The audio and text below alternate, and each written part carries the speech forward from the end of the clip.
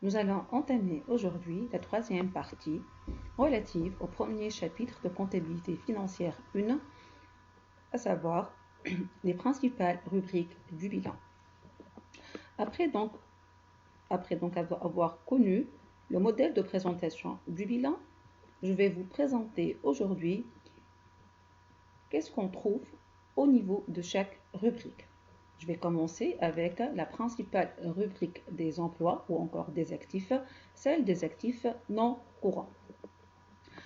Parmi les actifs non courants, on distingue les actifs immobilisés et les autres actifs non courants.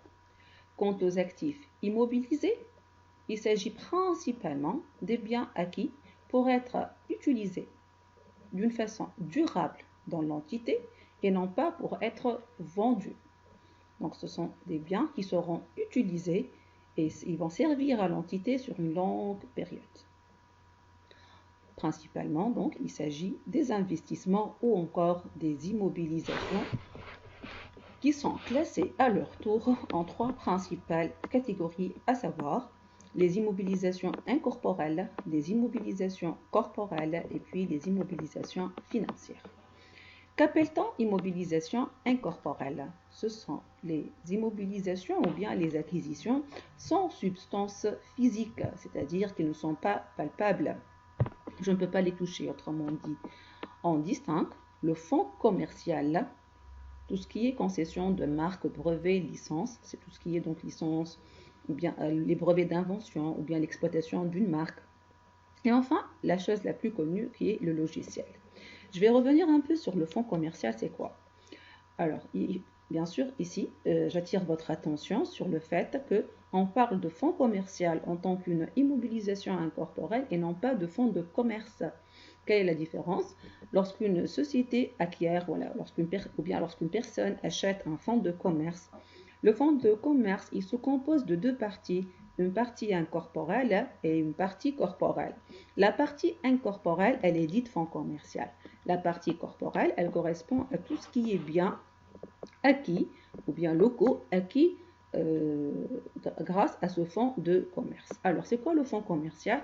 C'est une valorisation de tout ce qui est réputation, tout ce qui est emplacement. Si on suppose qu'il s'agit d'un restaurant, par exemple, ce restaurant, il avait une clientèle, il avait sa réputation, il est connu pour la qualité de ses produits.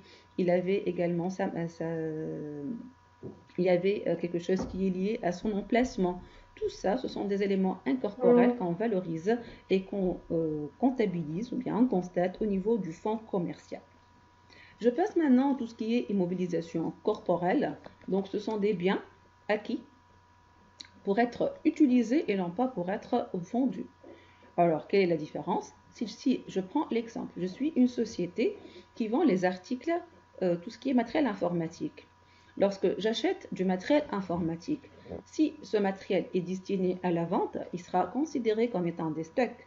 Mais il sera utilisé dans l'entité, il sera considéré comme étant une immobilisation. Donc ici, le critère de distinction, c'est celui de la destination. Destiné à la vente, des stocks. Destiné à être utilisé, donc de façon durable bien sûr, ça sera des immobilisations. Alors, on y trouve tout ce qui est terrain, construction ou bien dépôt, matériel industriel, matériel de transport, etc. Je passe maintenant à la dernière rubrique des actifs immobilisés. Il s'agit donc des immobilisations financières. Je vais donc investir mon argent sur une longue période. Je peux donner des prêts.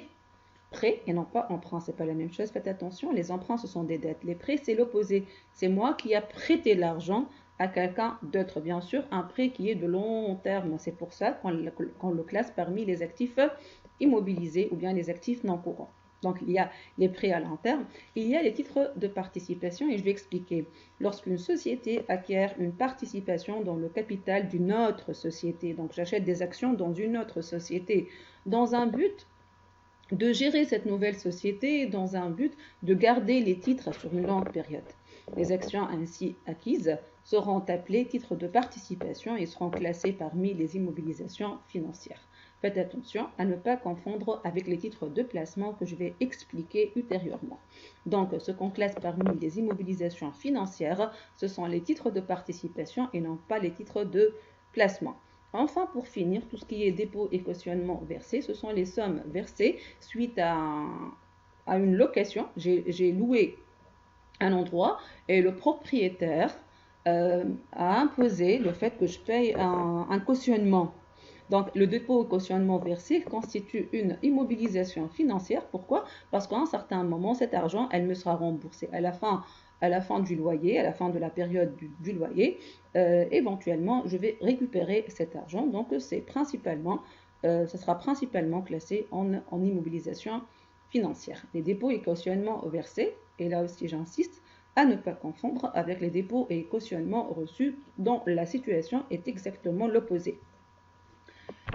Pour finir avec les éléments des actifs non courants, il y a la rubrique des autres actifs non courants. Et là, je vais insister, je vais attirer votre attention d'être vigilant à chaque fois que vous trouvez les autres actifs non courants. Alors, de quoi il s'agit principalement? Il s'agit des frais préliminaires. Qu'appelle-t-on frais préliminaires? Les frais préliminaires, ce sont les éléments, ce sont des dépenses que la société était obligée de dépenser. Pourquoi? Pour tout ce qui est formalité de création de la société, à savoir la rédaction des statuts, les frais de première publicité, à savoir donc publication dans le journal officiel et de publication dans 2 quotidiens tunisiens, et donc tout ce qui est frais de rédaction, tout ce qui est frais de première formation, tout ce qui est frais de première publicité. Donc de par leur nature, ce sont des dépenses. Mais vu qu'elles vont bénéficier à l'entreprise sur une longue période, soit tout au long de sa vie, donc on a décidé de les classer en tant qu'autres actifs non courants. Mais faites attention, il s'agit des actifs fictifs, qu'on appelle également en comptabilité les non-valeurs. Qu'est-ce que ça veut dire les non-valeurs? C'est-à-dire elles n'ont pas de valeur marchande, il n'y a pas un marché où je peux vendre les actifs fictifs ou bien les frais préliminaires. C'est très important, nous allons travailler, nous avons utilisé très souvent le concept frais préliminaires, actifs fictifs et les non-valeurs. Donc, à retenir. Je passe maintenant aux composants de la rubrique actifs courants. Alors, on a dit tout ce qui a trait au cycle d'exploitation, les stocks, les créances et les liquidités, ça va sans dire. Les stocks, donc une panoplie, les créances clients, liées au cycle d'exploitation, mais il y en a d'autres. Ce sont les autres actifs courants, ce sont des créances, oui, mais qui se rattachent à d'autres personnes que les clients, tels que l'État, tels que le personnel de l'entreprise, de l'entreprise, tel le cas lorsque il obtient une avance auprès de la société. Lorsqu'il obtient une avance sur salaire de la société, il devient un créancier de celle-ci. Les placements. Alors, les prêts courants, lorsque la société prête, mais des prêts sur le court terme, ils seront classés donc dans la rubrique autres actifs financiers. Il y a aussi les placements courants. C'est le point sur lequel j'ai insisté tout à l'heure pour faire la distinction entre titres de participation et titres de placement ou placement courant. La différence, c'est que les titres de placement, lorsque j'achète ces titres, c'est pour réaliser des gains sur le court terme. Pour réaliser des gains sur le court terme, ça s'appelle de la spéculation. Donc j'achète pour spéculer. J'achète, je vais garder les titres sur 2, 3 mois, 4 mois. J'attends que leur valeur devienne plus élevée par rapport à celle d'acquisition et je les revends. Donc ces titres ne vont pas figurer parmi les immobilisations financières, mais plutôt parmi les autres actifs financiers en bas de bilan à gauche. Et enfin, pour finir, avec tout ce qui est liquidité, à savoir les avoirs en banque, les avoirs au niveau de la poste également. Donc on peut trouver le compte auprès du centre des chèques postaux. Lorsque vous retrouvez CCP ou bien centre de chèques postaux, c'est-à-dire que vous avez déposé votre argent auprès de la poste. Et enfin, les disponibilités en caisse. On passe maintenant aux principales rubriques des ressources. On y trouve les capitaux propres et les passifs. Alors, au niveau des capitaux propres, la principale composante, c'est le capital social. On ne peut pas avoir un bilan sans capital social. Parfois, vous allez rencontrer le terme compte de l'exploitant.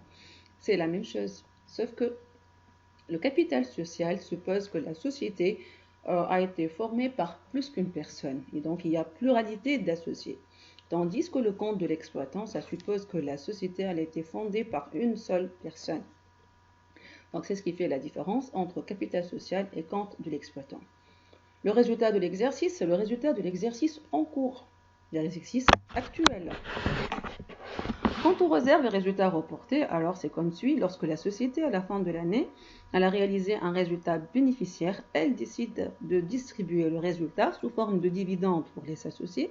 Donc les associés dividendes à payer, ça constitue un compte de passif courant. Le reste, une partie sera donc sous forme de réserve et une autre partie donc sera donc constatée au niveau du résultat reporté. Les réserves, c'est quoi? Bon, ce sont les réserves, c'est une partie donc du résultat bénéficiaire qui est laissée à côté pour assurer le taux financement. On trouve plusieurs catégories de réserves, telles que la réserve légale, qui émane d'une obligation légale, donc de par la loi, la société est obligée de laisser à côté une partie de ses bénéfices sous forme de réserve légale, ou bien statutaire. Donc, la réserve statutaire, c'est une réserve prévue par les associés au niveau du statut. Quant au résultat reporté, donc le résultat reporté, c'est quoi? Ce sont les résultats des exercices antérieurs, précédents, à l'opposé du résultat de l'exercice, c'est le résultat de l'exercice actuel. Les résultats reportés peuvent regrouper, entre autres, les pertes antérieures, les pertes des exercices précédents. Les passifs non courants, principalement, on y trouve les emprunts dont l'échéance est strictement supérieure à l'année. Aussi, on peut trouver des dépôts et cautionnements reçus. Donc ça, c'est la situation contraire de celle que nous avons évoquée tout à l'heure au niveau des immobilisations financières. C'est lorsque je suis le propriétaire d'un local que j'ai loué à quelqu'un et cette personne donc m'a donné un cautionnement. Donc le dépôt et cautionnement reçu constitue une dette. Pourquoi? Parce que le jour où le loyer prend fin, je suis obligé de rembourser ce cautionnement, de donner ce cautionnement au locataire. Les passifs courants, principalement les dettes fournisseurs d'exploitation, mais on peut trouver également les dettes fournisseurs d'immobilisation. Quelle est la différence? Les dettes fournisseurs d'exploitation, ce sont les dettes liées au cycle d'exploitation, alors que les dettes fournisseurs d'immobilisation, c'est par rapport à l'acquisition d'immobilisation. Les dettes fournisseurs d'immobilisation peuvent être classées en tant que passifs courants ou bien des passifs non courants. Quel est le critère de distinction? Donc, ça sera l'échéance. Autres passifs courants, ce sont les créditeurs divers. Les créditeurs divers tels que l'État, tels que la CNSS, tels que le personnel, rémunération due, etc. Et enfin, la dernière rubrique, le concours bancaire et autres passifs financiers. Concours bancaire, c'est le découvert bancaire. C'est lorsque la société, elle a donc retiré toute la somme d'argent qu'elle avait en banque et puis elle a dépassé cette somme d'argent. Donc ça s'appelle un découvert bancaire. Mon compte bancaire est négatif, autrement dit, ça s'appelle le découvert bancaire. Et puis les parties à moins d'un an, les échéances à moins d'un an liées aux emprunts non courants seront classées donc en bas de bilan à droite sous la rubrique autres passifs financiers. Je vais vous donner maintenant un exercice d'application pour calculer les apports des associés, pour déterminer la valeur du capital social et être en mesure de dresser le bilan de constitution. Là, c'est pourquoi faire en fait? C'est pour énoncer le principe des apports nets. Suivez donc, deux personnes ont décidé de créer une société pour la fabrication des tables. Monsieur A, il a apporté un terrain, une voiture, un lot de bois, un ordinateur et puis 5000 dinars en espèces. Monsieur B, de son côté, il a apporté une usine de menuiserie comprenant un terrain, des constructions, une camionnette, des meubles de bureau, une machine, un lot de bois. À part, il a donc des liquidités pour 4000 dinars. En banque, il a 15 000 dinars. Ses clients lui doivent 10 000 dinars. Donc, monsieur B, déjà, il a une activité déjà existante. Oui, quand même, il a décidé donc d'élargir son activité en s'associant à quelqu'un d'autre qui est monsieur A. Cependant, on vous dit qu'il n'a pas encore réglé le dernier achat de bois s'élevant à 10 000 dinars. Donc, monsieur B, il n'a pas encore réglé une dette envers son fournisseur d'exploitation égale à 10 000 dinars. Les impôts dus, donc il a une dette envers l'État également pour 4 000 dinars. Et il a obtenu un emprunt en moins d'un an de la STB d'un montant de 3 000 dinars. Comme vous voyez ici, les trois derniers éléments que je viens de citer maintenant, ce sont des dettes. La question qui se pose ici, on vous invite à calculer, à déterminer l'apport respectif de chacun des associés. Alors, je vais commencer avec Monsieur A, c'est la situation la plus simple. Donc, on somme les éléments d'actifs apportés, on obtient le terrain, le matériel de transport, les stocks, les équipements et l'espèce, soit un apport global égal à 67 000 dinars. Tandis que pour Monsieur B, puisqu'il a apporté des éléments actifs et des éléments passifs et des dettes, pour déterminer son apport net, il y a lieu de faire la différence entre les éléments actifs apportés et les éléments de passifs apportés. Donc ici, quand vous voyez, j'ai fait la distinction entre éléments actifs et éléments passifs, la différence pour obtenir ce qu'on appelle l'apport net de B, soit 85 000 dinars. À chaque fois que vous avez un associé qui apporte des éléments d'actifs et des éléments de passifs, vous serez invité de faire la différence pour trouver son apport net. Ainsi, voici la nouvelle règle que nous allons utiliser dorénavant pour la détermination du capital social, c'est la somme du capital, c'est la somme des apports nets des associés. Comment on calcule l'apport net? Tout simplement, il y a lieu de faire la différence entre les éléments actifs et les éléments passifs apportés. Dans notre cas, le capital social sera égal à 152 000 dinars et ça nous permet donc de dresser le bilan de constitution. Donc, un capital social de 150 000 dinars. J'ai mis ici indispensable. Pourquoi? Parce que un bilan ne peut être tracé sans capital social et puis les autres rubriques placées dans les postes appropriés. Bien sûr, quand vous voyez ici, le principe d'équilibre du bilan, il est vérifié, tel que total actif égale total capitaux propres et passifs, soit 169 000 dinars. Je passe maintenant à une troisième application. Je reprends les mêmes données en ajoutant le fait que les associés, ils ont retiré du compte bancaire de la société la somme de 2000 dinars. Pourquoi faire? Pour tout ce qui est frais, les formalités de création de la société, que j'ai appelé tout à l'heure les frais préliminaires ou encore les actifs fictifs et les non-valeurs, qu'on comptabilise sous la rubrique autres actifs non courants, pour tout ce qui est formalité de création. Alors, donc ici, je vais reprendre la même application, le même bilan que précédemment, en y ajoutant la rubrique autres actifs non courants, soit les frais préliminaires de 2000 dinars, que nous avons appelés également les actifs fictifs. Total bilan inchangé. Pourquoi? Parce que les 2000 dinars ont été prélevés d'ici du compte bancaire de la société, donc il y aura un amoindrissement du compte bancaire et les 2000, pour 2000 dinars qui viennent s'ajouter ici au niveau de la rubrique autres actifs non courants. Je reviens vite fait sur le bilan précédent. Donc ici, je n'avais pas des traits préliminaires, mais au niveau du compte de la société, il y avait donc 15 000 dinars. Ici, donc il y avait ici, je dois ramener le compte banque à 13 000 dinars. Un instant, je vais ramener le compte banque de la société. Je vais ramener le compte banque ici de la société à 13 000 dinars. Pourquoi? Parce qu'on a prélevé cette somme du compte bancaire de la société. Voilà. Je reviens donc sur l'exercice. Il n'y a pas eu de modification à part le fait que j'ai prélevé les 2000 dinars du compte banque pour assurer tout ce qui est les formalités de création de la nouvelle société. On passe maintenant à la notion de situation nette comptable. Qu'appelle-t-on situation nette comptable? Tout simplement, c'est la différence entre ce que l'entreprise possède et ce qu'elle doit. Autrement dit, on dit également la définition de la situation nette comptable, c'est ce qui reste aux associés après avoir remboursé toutes les dettes de l'entité. La situation nette comptable, malheureusement, elle n'est pas toujours égale aux capitaux propres. Pourquoi? Vu le fait qu'il y a parmi les actifs de la société les actifs fictifs, les frais préliminaires. Donc, ce sont des actifs qui n'ont pas une valeur marchande. Et pour retrouver donc la situation nette comptable, nous devons soustraire des capitaux propres les actifs fictifs.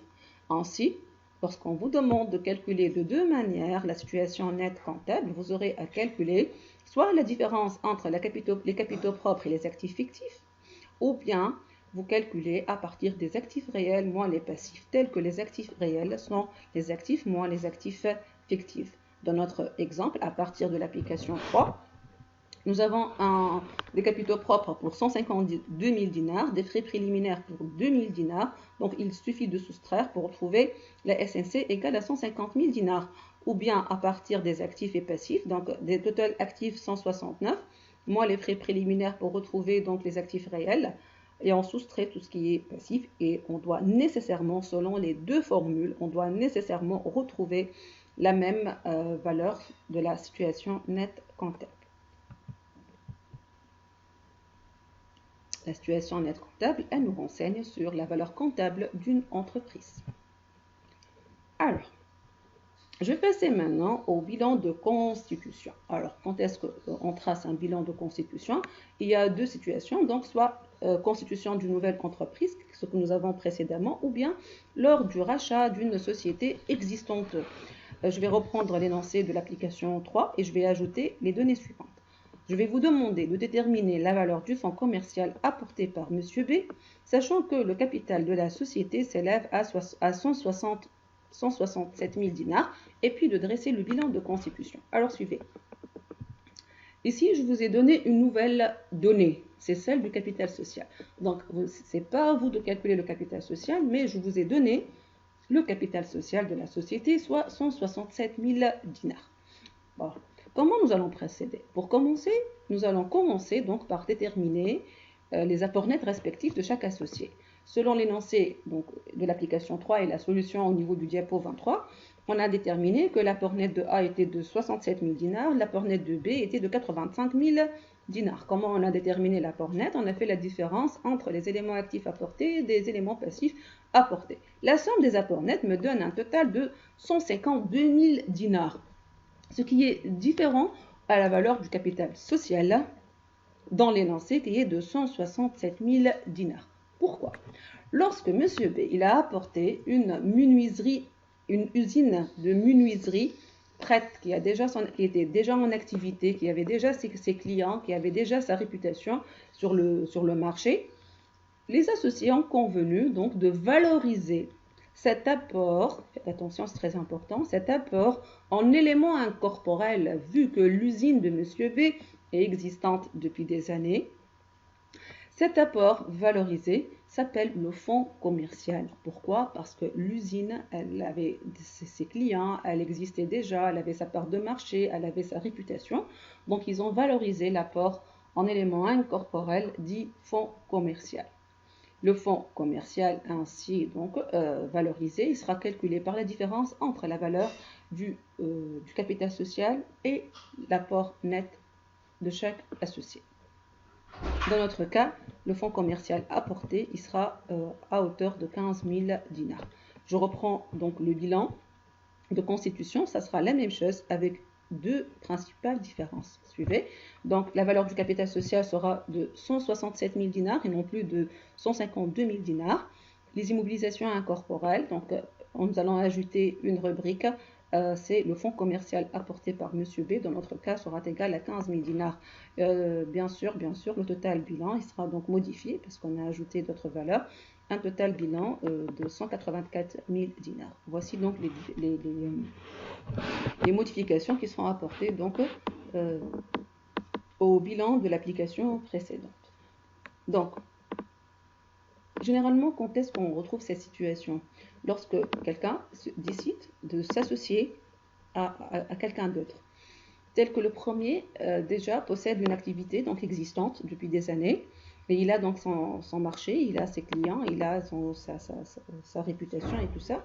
Les autres associés décident de valoriser cette activité, ce fonds commercial, cet élément incorporel, et il lui ajoute une valeur à son apport, telle que cette composante donc, sera comptabilisée parmi les immobilisations incorporelles. Voilà. Ceci étant donc pour le cas d'association avec le rachat d'une société existante ou bien le fait de s'associer à une société existante. Donc il faut toujours calculer l'apport en éléments incorporels. On s'arrête là. Il nous reste une dernière partie quant aux modifications du bilan. Merci pour votre attention.